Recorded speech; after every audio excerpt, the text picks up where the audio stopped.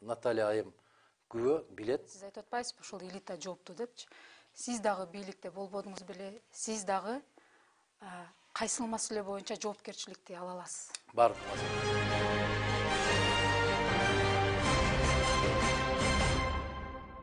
Адахан Мадумаров чечим кабыл алаарда, суроолорго жооп берерде акылынан кеңеш сурайбы биринчи кезекте же жүрөгүн тыңдайбы? Акыл менен жүрөктүн ортосундагы сөзсүз дайым согуш жүрүп отурат деп айткам мен. Акыл менен жооп бере турган жер бар, жүрөк менен жооп бере турган жер бар. Эгер экөө тең бири-бирине дал келип калган болсо, бул керемет шайкештик болуп калат. Муну кандай десем, жүрөк менен акылдын ортосундагы күрөш эмне үчүн жүрөт? Качан, кандай учурда жүрөт? Кайсы учурда жүрөктү тыңдоо керек да, кайсы учурда акылга көбүрөөк таянуу керек? Менимче ушул экөөнүн ортосунан тандап алаарга мүмкүнчүлүк жаралган адамды гана акылы толду деп айтса болот. Демек акыл көбүрөөк нерсеге барыш керек. Акыл менен иш кылган дурусураак. Анда жүрөк кыйшайып калат. Жүрөк эркин болбой калат. Ошондуктан кайсы учурда кайсы жүрөктүбү же акылдыбы деген сурооду менимче экөөнүн бири-бирине шайкеш келтирүүгө аракет жасап. Сиз мынакей жерлерди кыдырып, региондорго барып, шайлоочулар менен кезип келдиңиз. Анан өзүңүз дагы баягы ат аягынан аксайт, адам алкымынан аксайт деген бир жакшы сөздү көп айтып жүрөсүз. Ошол жерлерди кыдырганда сиз баягы адамдар мындай бир алкымын тыя баштаган бир көрүнүштү көрө алдыңызбы? Буга чейинки шайлоолор алдында баягы добуш сатып алуу маселелери курч болуп келбедиби? Биздин жарандар, ошол эле талапкерлер дагы ушундан мурдакы шайлоолордон сабак алыптырбы? Кандай маанай? Ар бир шайлоо өткөндө сөзсүз түрдө кандайдыр бир өзгөрүү бар. Мен калк менен жолугушканда, аймактарды кыдырып жүргөндө бир нерсе кубандырды, ал үмүт отун кайрадан жандырат. Эле түтөп өчүп бараткан үмүттү кайра жандырып коет. Ал эмнеден? Сиз айтып аткандай, напсисин тыюуга, алкымын тыюуга, ашказанын, сиз айткандай ашказанын тыңдабай, акылын тыңдоого жасалган мындайдыр аракеттер, тазаланууга болгон далалаттар сөзсүз түрдө байкалат. Кудай буйрса, Кыргызстан ошол таза, эч кандай бир баягы акчанын аркасынан кетпеген, жеке кызыкчылыктын аркасынан кетпеген коом курабыз, Кудай буйрса. Баарыбыз биргелешсек, колубуздан келет деген бир жакшы үмүт менен баратабыз. Ал байкалат. Демек, жакшы өзгөрүүлөрдү байкай алдыңыз. Бар. Көп деп айта албайм, бирок бар. Ушинтип отурган болсо, Кудай буйрса, Кыргызстан тазаланат. Аналитиктер айтып атышат, эртең боло турган президенттин башка атаандашы бул саясий оппоненттер эмес, экономика болот деп атышат да. Анткени дүйнөдө 2021 жыл бир каатчылыктын жылы болот деген божомолдор айтылып атат. Азык-түлүк коопсуздугу, бизге баарыбызга белгилүү, Кыргызстан бул 60-80% импортко көз каранды өлкө. Ошол эле учурда биз баягы социалдык төлөмдөргө каражатыбыз жетпей Россиядан $20 миллион алдык жакындачы. Ушундай шартта, пенсия төлөө үчүн. Ушундай шартта сиз президенттикке баратасыз, башыңызды канжыгага байлап. Анан ушул экономикалык каатчылыктан чыгуу жолдорун кандай айта аласыз? Кандай жолдорду сунуштайсыз? Наталья айым аябай бир күчтүү суроо да, менимче бул көпчүлүк телекөрүүчүлөрдү кызыктырат да. Ушундай кыйын болуп атса, эмнеге президенттикке жолунушат деген. Мындай бир сөз бар эмеспи? Эгер биз жасабасак ким деген. Биз көрүп турабыз, байкап турабыз. Ага мен айталам, мындан 10 жыл, 15 жыл башта айткан нерселерибиз бүгүнкү күндө турмушка ашып аткандан кийин, тарых далилдеп аткандан кийин, демек биз кандайдыр бир деңгээлде 5-6 жылга илгери акыл жүгүртүүгө укугубуз бар деген. Туура айтасыз, Кыргызстан өтө оор абалда калды. Тышкы карызыбыз келет. Очойгон, аябагандай чоң карыз. Айрыкча Кытай мамлекетинен болгон карыз менин жүрөгүмө тынчтык бербейт. Мен азыр балдарымды карайм, анан небере чеберелерди карайсың, алар кандай өлкөдө жашап калат? Алар ким болот? Өз өлкөсүн сактап калабы же жокпу деген.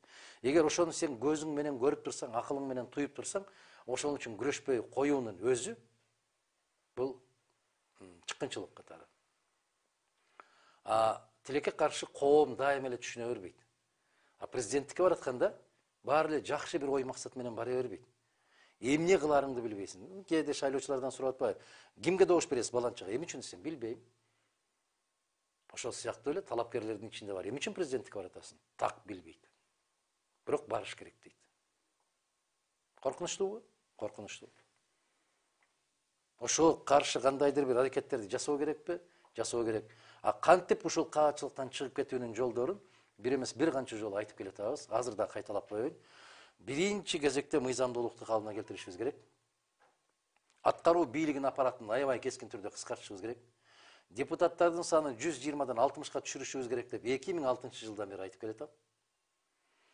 Министрликтердин санын 25тен 11ге кыскартыш керек. Жогорку окуу жайлардын баарын көтөрүп жүрө бербей, 7 мамлекеттик жогорку окуу жайын калтыруу керек. Калгандардын баарын тең укуктуула берип коюш керек. Чөнтөгүңдө тыйының барбы, окуй бер. Акчаң барбы, менчик окуу жайларды ача бер. Себеп биз мамлекеттик адистерди даярдашыбыз керек. Ушул максатта баратам. Коркунучтуубу? Коркунучтуу. А бирок таранчыдан корккон таруу экпейт дегендей, ар нерседен коркуп отуруунун кереги жок. Жасасак, бирге болсок, чогуу болсок, ынтымак болсок, Кудай буйрса таза болсок, ушул нерселерди ишке ашырууга толук менин көзүм жетет буйрса.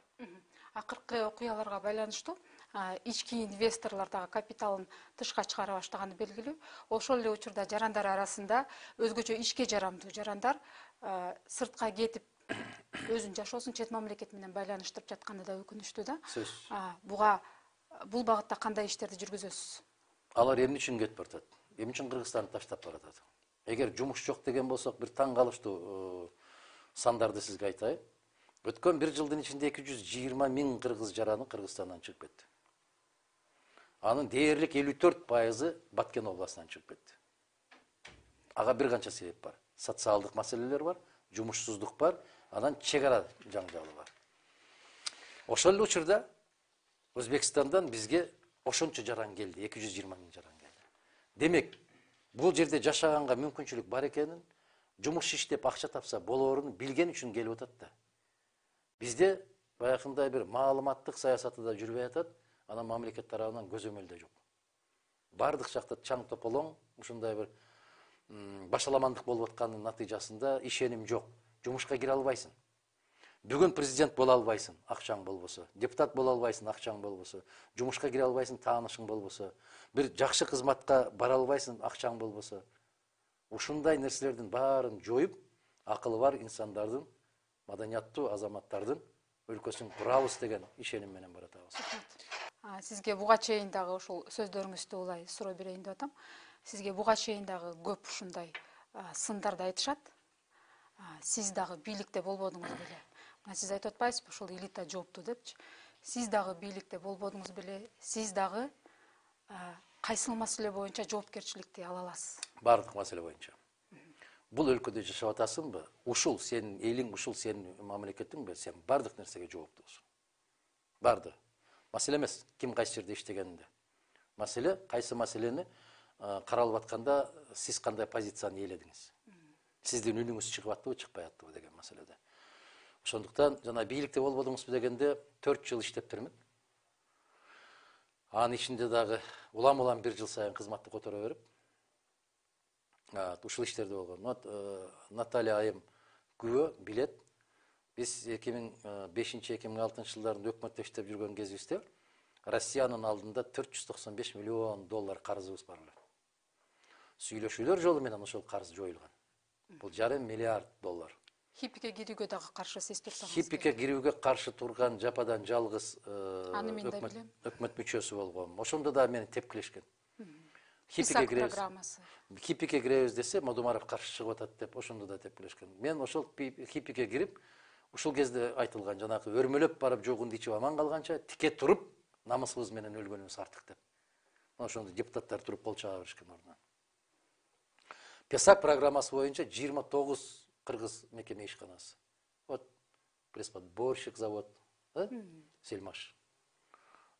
Ленин завод сыяктуу, Ош КБКсы, шелк комбинат сыяктуу. Мына ушундай биздин Камолин суконный комбинат, ВЛКСМнын 50 жылдык атындагы фабрикалар. Мына ушундай чоң ишканалардын баарын бир программа менен жок кылабыз дегенде да кыйкырып каршы чыгып, тилекке каршы ошондо каршы чыгып жүргөндөгү Мадумаров айтып атканда Жаңы туылған балдар бүгін 25-ке чыгып калышты дагы. Саясатта ошол көчө балдары жасап калды да. Билбейт да алар ким кандай жумуш жасаганын. Сиз жогоруда орусча жооп берип айттыңыз, каркыра боюнча макулдашуунун биринчи вариантынан биз кыйла өзгөрткөнбүз деп. Ошого токтолуп кетсеңиз, анан социалдык тармактарда, ошол YouTube, Facebook'та дагы ушул маселеге көп көрөрмандарыбыз токтолуп жатыптыр. Кыскача маалымат берип койсоңуз. Мен Кыргызстандын элине дайым айтам да, ушул маселе көтөрүлдү. Значит, жакында шайлоо болот экен деп билгиле депчи. Ошол. Мен азыр айтып кеттим Наталья айымдын суроосуна. Москва университетинин профессорунун жообун, ал адис, ал тарых илиминин доктору. Ушундай бир керемет жооп бериптир. Мен азыр расмий тилде сүйлөгөнүмдү айтпадымбы? Бул маселе качан көтөрүлбөй калат? Адакан Мудумаров саясаттан кеткен күнү токтойт. Бүгүн мен көбүнө тоскоолдук кылып атам. Ошон үчүн бирдеме деш керек. Эгер бир завод, фабрика же башка нерсе менчиктештирбегенден кийин, мамлекеттин казынасынан бир сары чака албагандан кийин, кандайдыр бир коррупциялык ишке аралашпагандан кийин эмне деш керек? Бирдеме табуу керек. Ушул маселени көтөрүп чыккан, ушуну жараткан, жок жерден жараткан, азыр президенттикке баратам деген жигиттин колунан чыккан маселе бул. Булар долбоор кылып, алдын ала даярданышкан. Кийинки күндөрүндө мага эң күчтүү себеп бул долбоор. Бул долбоор. Жата калуу эле, чыга калуу эле, бир жерде ээлей калуу эле, президент боло калуу деген бул долбоор. Тилекке каршы элибиз ушуну түшүнбөй келатат. Аябай өкүнүчтүүсү ушул. Дайым Мадумаров өз убагында какшап айта берет, эл укпайт. Ошол нерсе болгондон кийин кайра отуруп алып, кечээ неге айтпадың деп кайра сурайт. Кечээ айтканда укпайбыз да. Ошондуктан бул маселени азыр мен Чубак ажынын сөзү менен жооп бердим. Чубак ажы айтпадыбы, мен Казакстанга барып калсам, казактын жаштары келип, Казакстандын жетекчилиги биздин жайлоону кыргыздарга берип жиберди. Алар нааразы. Алар нааразы, кыйкырык баштады. Аябай көп миңдеген кишилердин алдында ушундай бир жума кутпасына чакырган болуш керек. Ал аябай белгилүү аалым, аксакал киши эле, жашы боюнча эмес, илим деңгээли боюнча аксакал киши эле. Борбордук Азияда сыйлабаган киши жок эле. Мына ушу киши келип алып аябай таң калуу менен эфирден сүйлөптүр да. Мен азыр тиги YouTube каналдар, Facebook'тан көрүп атпаймынбы мен. Айланайындар, биз билбейт экенбиз, билбеген маселеге аралашпа дебейди. Мына казактын жигиттери биздин жерди кыргыздар алып кетти деп кыйкырып атат. Кыргызстанга келсең биздин жерди казактар алып кетти деп кыйкырып атат. Билбегенден кийин аралашпа деген сөз. Ошо баштапкы макулдашуу кандай эле, анан сиздер кандай жыйынтыкка жеттиңиздер? Айырмачылыгы. Биз 1000 алмашуу жолу менен Союз мезгилинде чарбаны ушундай жүргүзгөндө Кыргызстанга караган жерде бул 600 гектардын тегерегиндеги жер кыргыз чарбасы. Ушул жерде чарба жүргүзбөй калган кыргыздар. Тескерисинче бул жакка карап турган 1360 гектардай жерди чарба жүргүзгөн. Менин колумда гезит бар. Ошол жылы чыккан. Түп районунан чыккан 150 адам, мыкты эмгектин ардагерлери, баштакы чарба жетекчилери, аксакалдар ыраазычылык катын жазган. 1000 жолу рахмат айтабыз ушундай чечкениңиздер үчүн. Айылдык кеңештин депутаттарынын бардык чечимдери бар. Эгерде маселе ушундай чечилсе, бизге аябай жеңил, ыңгайлуу болот, биз утабыз деп. Биз ошол деңгээлге жеткирдик. Казак тараптын бираз каршылык көрсөткөнүнө карабай, бул маселени ратификация жасадык. Алар кандай талаптарды коюшту эле башында? Биринчи эле коюлган өзгөрүүсүз, биринчи коюлган документке өзгөрүүсүз эле кабыл алсаңар дегендей. Анда жер алмашуу маселеси бир эле ал жерде эмес, башка жерлерде да бар эле, бирок биз ага бара алган жокпуз. Ошондуктан Мадумаров саясий чоң саясаттан кеттим деген күн анан чындык айтылат. Ага чейин көнүп калдык. Соттор өз вазыйпасын унутуп, бийликтин камчысын чаап, буйрутмаларды аткарып калды биздин заманда. Анан ушул абалды кантип өзгөртсө болот? Мисалы, сотторду дайындоо жолу менен эмес, жарандар шайлоо жолу менен дайындаса болобу? Же кандай кадамдарды сиз сунуштайт элеңиз бул сот тармагын реформалоо үчүн? Караңыз, Соттор азырда көз карандысызбы конституция боюнча? Көз карандысыз. Ал мыйзамдан эмес, ал инсандын өзүнөн көз каранды. 120 депутат бүгүн көз карандысызбы? Көз карандысыз. А бирок 120 тең өрмөлөп жүрөбү? Өрмөлөп жүрөт. Ал өзүнөн көз каранды, инсандын өзүнөн көз каранды. Бирөөлөргө барып айтсаң айтат да, мен корком, мен деле айтайын дейм, бирок корком. Эмнеден коркосуң? Билбейм, корком. Түшүнүп атасызбы? Бирок бардык адамдар эле ошону сезбей жатпайбы? Ошол бир Сезбей жоопкерчиликти мындай күчтөсөк, балким таза Адамдын иштешет. өзүнөн, адамдын аң сезими канчалык бийик болсо, мына Токмоктон бир мугалим жазып атпайбы? Мени келип коркутуп, ушундай жасап атат деп жазып бербедиби? Мен укканыма караганда азыр 3 мугалим жазып берди. Кече кайсы райондон экени азыр эсимде жок, дарыгерлер жазып берди. Бизди кыйнап, Жапаров менен жолугушуңар керек деп ошол жерге алып берди деп чыгып сүйлөшүп атпайбы? Эмнеден коркосуң, айланайын, садаган? Сени кызматтан бошото албайт. Сен коркпочу, бир күн эркин жашачы, жок дегенде бир күн өз эркиң менен жашап көрчү. Неден мынчалык титирейбиз биз? Бизди коркутуп атат. Ушул коркутуулар азыр Ош шаарында да аябай күчөп атыптыр. Биздин өзбек жердештерибиз, алар аябай көп кайрылып атат. Шайлоого барсаңар, чатак болосуңар. Силердин шайлоо тилкеңерден Жапаровдун деңгээлине, Жапаровдун пайдасына тийиштүү деңгээлде жооп чыкпаса, биз силер менен башкача сүйлөшөбүз деген сыяктуу. А буларды эмне укпай атабы кыргыз жетекчилиги бүгүн? Угуп атат, себеби алар өздөрү жасап атат ушул нерсени. Тилекке каршы ушундай. Мен кайрылып кетем азыр. Бүтүндөй Кыргызстандын элине, улутуна карабай, жынысына карабай, динине карабай, мейли ал кыргыз, орус, тажик, өзбек, уйгур, дунган болсун, бир муштумдай түйүлүп тура турган болсо, бийлигиңдин колунан балекет келбейт. Өзлөрү коркуп, титиреп араң-араң жүрүшөт. Мен өткөндө сиздин бир кесиптешиңизге жооп берип атып, Корней Иванович Чуковскийдин жанакы таракан жөнүндөгү тамсилин айтып бердим да. Да бир кичинекей эле таракан чыгып алып, пилди коркутуп атат, жолборсту, арыстанды коркутуп атат, баары коркуп турат, суу иче албай, жолдон өтө албай. Анан бир эле чымчык келип туруп, жок кылып койсо, баары кубанып кол чабып атат. Вот сегодняшняя ситуация как раз напоминает именно вот эту вот басню. Дорогие мои, нас много, мы 6 миллионов населения. От кого ты боишься, от кого ты дрожишь? Эмне мынча калтырап титирейсиң дейм да, эмнеге титирейсиң? Атаңдан коркпойсуң, энеңден коркпойсуң, туурабы? Аксакалдардан коркпойсуң, эч кимден коркпойсуң. Сени жаратып койгон Кудайдан да коркпойсуң дагы. Мектептин директорунан коркосуң. Милиция кирип келсе коркосуң, ыргытып салса дагы. Мен айрыкча ошол Бишкектин тегерегинде жайгашкан башка улуттун өкүлдөрүнө, Ош шаарында жайгашкан боордоштор баарына кайрылам да, коркпогула айланайындар. Коркпогула, себеби булар өзү коркуп араң жүрүшөт. Себеби эртең конституцияга кирип, мыйзамдуулукту кабылына келтирип, мамлекеттүүлүктү кайрадан ордуна келтирип, коюп, сурак ала турган күн келет Кудай кааласа. Бирок ошол баары бир жана укук коргоо органдары, күч түзүмдөрү, сот системасы мындай туура иштебесе, баары бир кайсыл жетекчи болбосун иш аксайт да. Баары аксайт. Ошол соттук реформаны мен уккум келип атат да, сизденчи? Соттук реформаны сиз кандай жүргүзөсүз? Соттук реформа биринчиден биздин баш мыйзамда 95-берени бар, конституцияда. Соттун жүрүм турумун тескөөчү деген. Ушуну менен соттор тандоо кеңеши? Жок, соттордун жүрүштүү дисциплинарный комиссия. Дисциплинарный комиссия. Жүрүш турушу. Мына ошол комиссияга салып эле алып салат бүт баары. Бүттү. Ошон үчүн соттор калтырабай, титиребей, болгондой айтыш керек. Титирештин кажети жок бул жерде. Ушул тескейбиз деп азыр башкы жогорку соттун жетекчисин ошол комиссияга өткөрүп бербедиби? Биринчи жолу соттандоо кеңеши үн катты.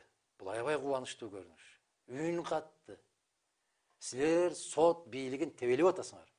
Силер сот эркиндигин камсыз кылбай атасыңар деген үн катты. Кудайга шүгүр. Мен жана башында айтпадым, бир аз да ойгонуп келатабыз. Үмүт отун жандырып атат.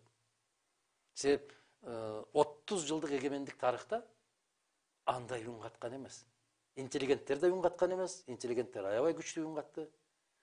Юристтер да үн каткан эмес, алар үн катты. Эми соттандоо кеңеши үн катты. Бул абдан чоң өзгөрүү. Кудай кут кылсын ушуну.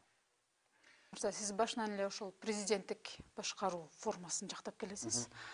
Бирок биздин тарых көрсөткөндөй, ошол президенттик формада жашаган кезде кандай окуялар болгону баарыбызга белгилүү.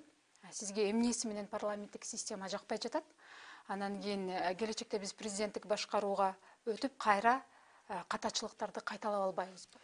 Кыргыз эли кылым карыткан деп айтабыз. Кылым карыткан болсо, демек акылмандуулугу менен карытты. Эмне деп айтат биздин ата бабалар? Көп суур ийин казбайт, ийин казса терең казбайт. Терең казбайт. Бул эмне дегенди билдирет?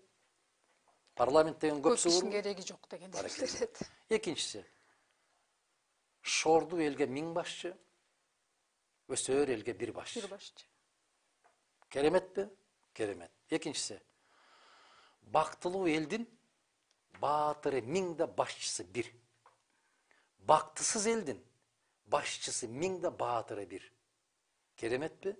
Кылымга арткан ата бабаларыбыздан калган сөзбү? Бул Мадумаровдун гана сөзү эмес. Мен ошол биздин ата бабаларыбыздын калтырып кеткен баа жеткис акыл насааттарына таянуу менен айтам.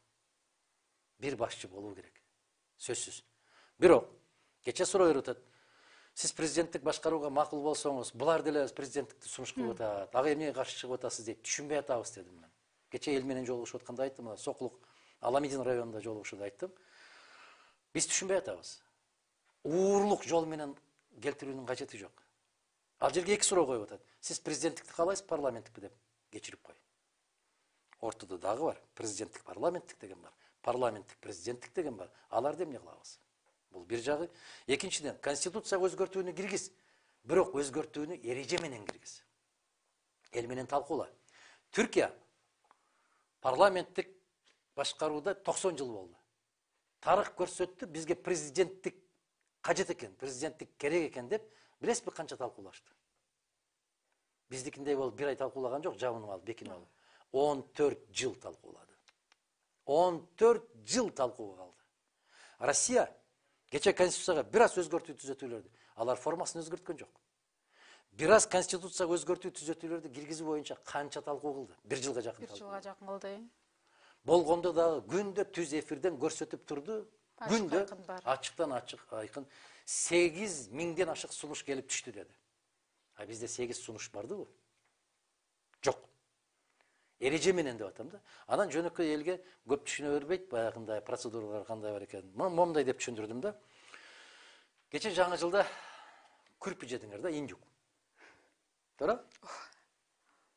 Козуга акчабыз жетпей калды. Кризис. Козу 10 000 болуп кетти байке дейт. Индюк 3 000. 4,5 000, 5 000ге чейин чыкты. Биз 3 000 алдык. Сиз эрте алып алгансыз да. Жакшы, мындай бир үйдүн кожоюну катарында эртерээк камданып алсаңыз керек. Жаңы жылдын алдында 4,5 000ге чыкты. Ошону жейбиз деп атабыз. Макул, дасторконго коебуз, конок күтөбүз деп атабыз. Бирок ошону сойгондун эрежеси бар да. Кандай дейсиз? Аны жаткырып, жакшынакай кылып, мойнунан карап, кыйнабай, бата кылып, анан сойлот да. Таза болду? Таза болду. Адал болду? Адал болду. Экинчи тарап болсо, келип эле балка менен башына бир коюп эле өтүрүп казанга таштап коюп атат. Анан менден сурап атат. Ушул эле индюк, сиз дагы индюк деп. Ал деле индюк деп атпайбы? Жок, мен айтып атам. Бизге эрежеси менен союлган адал индюк керек.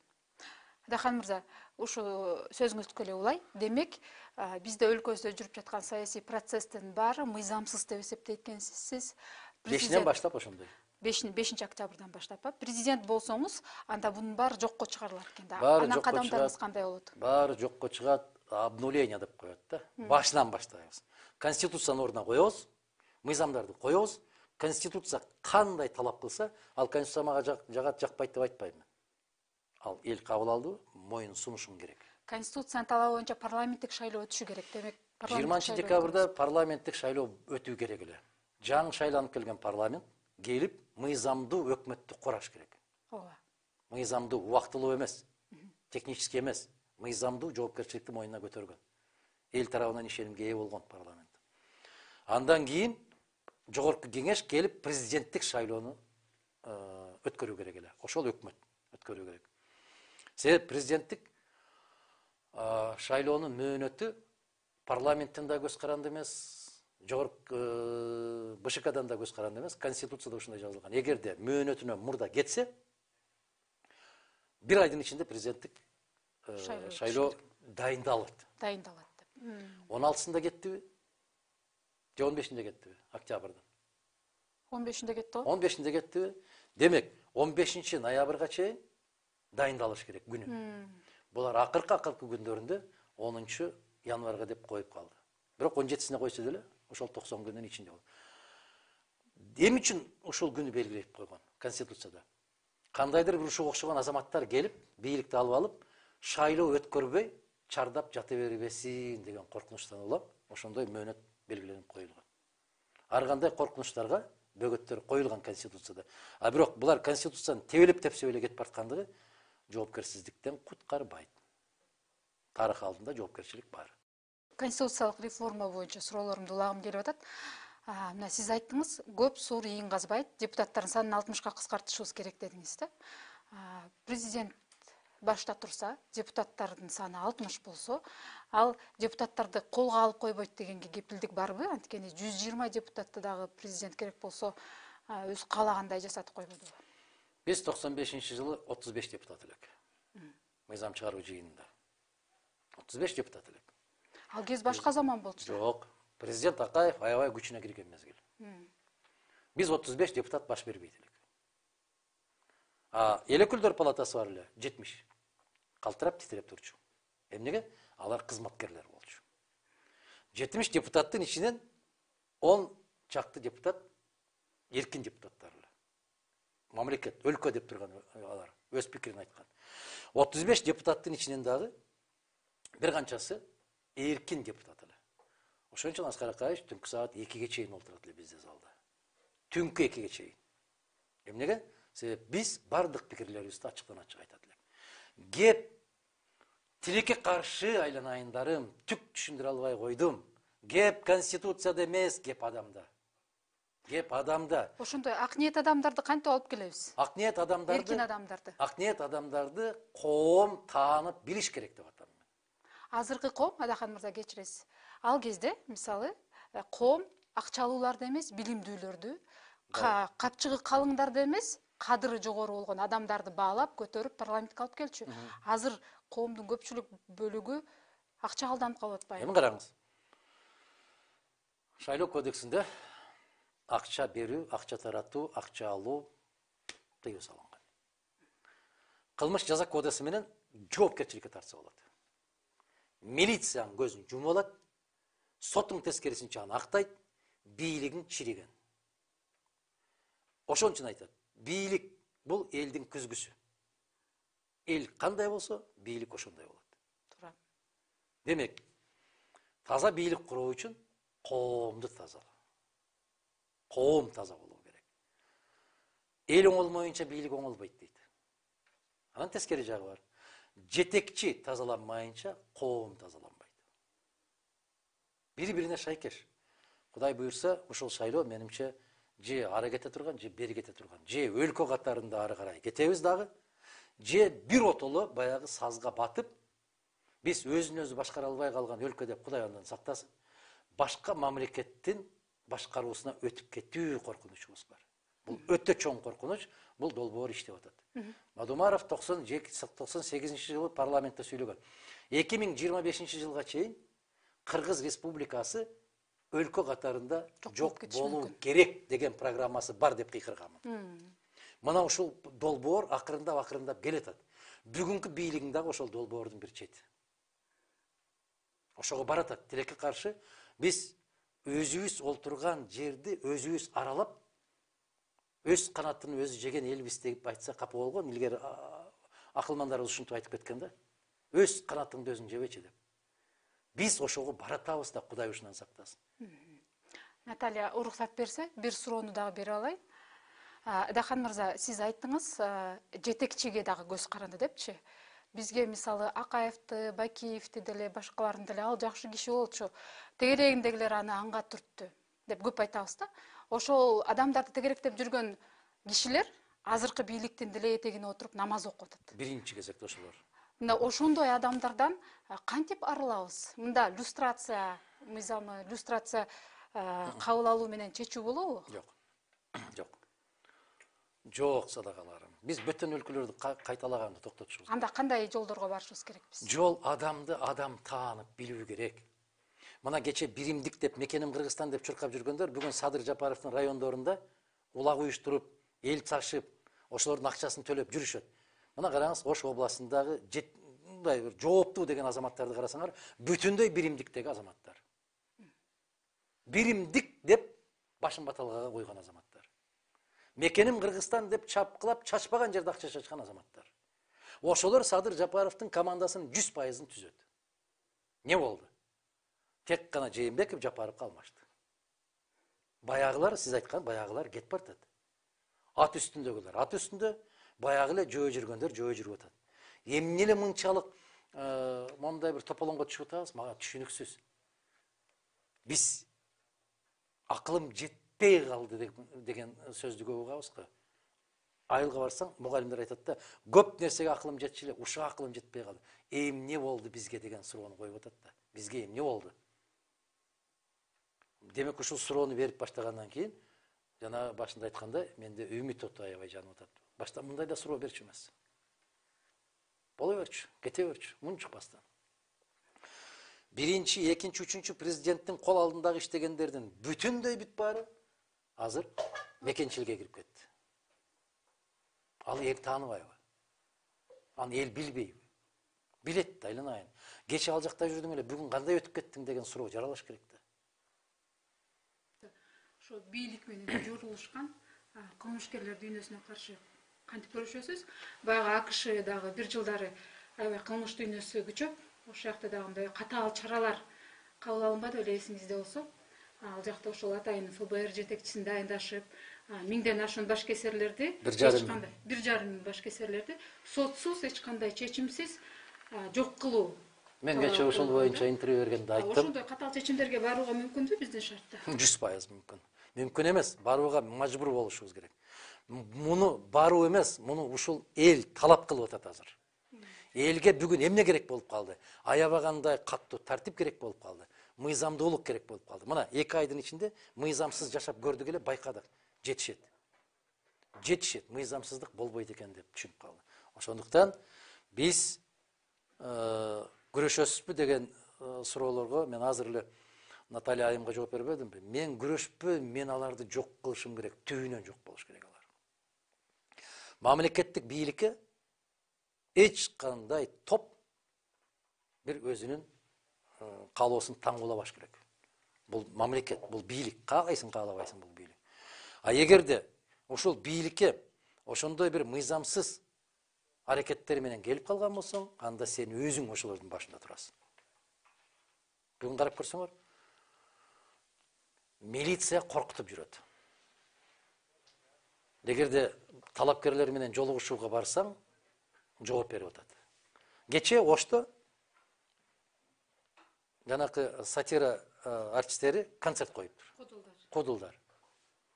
Ошону ГКМ чакырып алыптыр. Силер эмнеге мындай концерт коюп атасыңар? Айланайын, ГКМдын жумушу ушулбу? Коопсуздук кызматы ушуну менен алек болобу? Мадумаров кайда барды, ким менен жолукту, кандай тамак жеди, ким менен отуруп чай ичти, ушуга чейин карап отурасыңар, эми ошол театр калдыбы? Ушундай болуп атпайбы? Кече интервьюну уктум, жана ушул Кудулдар берген экен, анда жеткен жерибизге жетиптирбиз. Ассалому алейкум. Орус тарыхында ушундай сөз бар да, вот тебе бабушка Юрьев день деп коет. Есть такое понятие. Ошол сыяктуу жана сиз айтып аткан, мен кече жакында жооп бердим эле. Бул 20-кылымдын 20-жылдарында болгон, 1920-30 жылдарында Америка Кошмо Штаттарында Аль Капоне деген аябай күчтүү мафиози криминал чыгып, бүтүндөй өлкөнү чөгөлөтүп коерду. Абдан чечкиндүү азамат жигит келет. Эдгар Гувер. Ошол ФБРдин жетекчиси болуп келип, 2 шарт коет парламенттин алдында, конгресстин алдында. Биринчиден, мен тизме түзөм дейт. Баары белгилүү дейт, бизде кимдер экени. 1,5 миңден ашык тизмени түзөт. Экинчиден, кай жерде көрбөсөк атып жок кылабыз. Конгресс көпкө чейин ойлонуп макулдугун берет. Натыйжада кыска мөөнөттө тартипте оңолду, мыйзамды ордуна келди, көчөдөгү кылмыштуулук жокко чыкты. Мамлекет, бийлик өзүнүн күчүн көрсөтүү керек. Мына Россияда Путин келди. Путинге чейин эмне болуп атты? Ал шаарда теракт, бул шаарда теракт, тиги жерде жардыруу, бул жерде жардыруу, бүт эле баары калтырап титиреп, ошондой болду. Путин эмне деди? Ажатканада отурган жеринен жайлайбыз деди. Эмне кылды? 1 жылдын ичинде баарын ордуна койду. Бүттү. Билим берүү тармагы тууралуу сөз кылып калдык. Рейтинг, дүйнөлүк рейтинг боюнча Кыргызстандын бир да университети дүйнөдөгү мыкты деген окуу жайлардын катарына кирбейт экен. Бул жагынан биздин бордош казак элибиздин кайсыл бир университети 20 университеттин катарына кирет экен да. Бизде болсо саясатчылар, ошо атактуу адамдардын баарынын балдары чет мамлекетте, АКШда, Лондонда, Парижде окушат да. Ошо мага кызык болуп атат. Сиздин балдарыңыз каякта окуйт? Алар да чет мамлекетте окуйбу? Мен алар кичине кезинде эле айткам, бөтөн жерде эч качан окубайсыңар деп. Биринчиден Казакстан Аль-Фараби улуттук университети, сиз айтып аткан Мыкты университеттердин катарына кирди. Москва мамлекеттик университети, Ломоносов атындагы университет биринчи орунду алды. Биздин эң алдыңкы деген университетибиз бул Кыргыз Орус Славян университети 183-чү ушундай. Бул деген бизде билим берүү жок деген сөз. 150 канчанчы орунда Америка Борбордук Азия университети кирип атат. Бул деген бизде билим берүү тармагы бүтүндөй жок болду деген сөз.